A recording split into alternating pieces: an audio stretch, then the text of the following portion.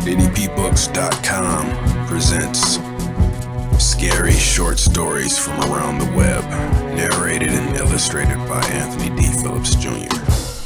Left in the middle of nowhere. Dear adpbooks.com, this happened a few years ago, back when I was in college. I was driving home for the weekend from school at Bowling Green State University.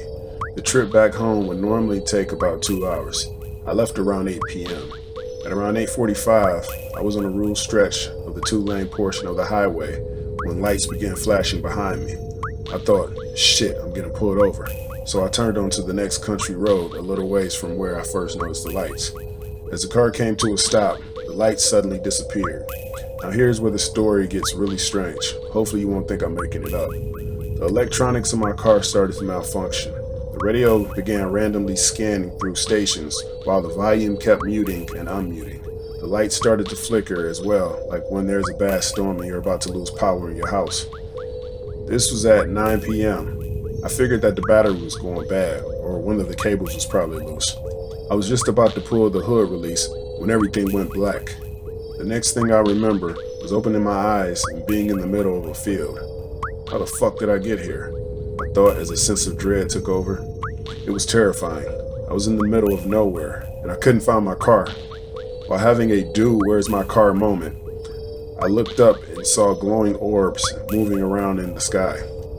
I counted exactly 6. The way that they moved was very unsettling. Their movements were fast and precise. While looking frantically around, I noticed a pair of headlights off in the distance. Left with little choice of what to do next, I got up and started walking toward the distant headlights. I can't say how long it took me to walk to the headlights, but it couldn't have been more than 20 minutes. As I got closer, the headlights began to go dim. I began making out the vehicle that I was walking to. It was my own car. By the time I reached my car, all of the lights were out. My battery had died, which struck me as odd because in my mind, not a lot of time had passed. When I got inside, I saw my phone sitting on the passenger seat. I checked the time and couldn't believe my eyes. The time on my phone was 12:33 a.m. Over 3 hours had passed since I noticed the flashing lights behind me. I remember sitting in complete shock inside of my car. I kept trying to process what had just occurred. I had no explanation for it. Once I broke out of my state of shock, I remembered that my battery was dead. Thank God I had AAA. My parents made sure that I had it before going off to college. I called and was told that it would take about 45 minutes to an hour until someone arrived.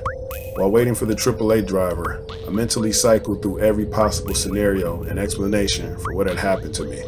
To this day, I still can't give a clear, concise explanation. How the hell could anyone explain waking up 20 minutes away from their car in the middle of a field with over a 3-hour lapse of time? I have only shared this story with a few people.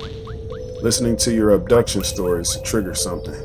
Much success to you with your Charisma Great book. I might catch you at Wizard World Cleveland. Thanks for listening. Each week, I'll be posting new content. Check out my website, adpbooks.com, for my original work, my comic books and novels and art prints. Thank you, and until next time, Stay scared.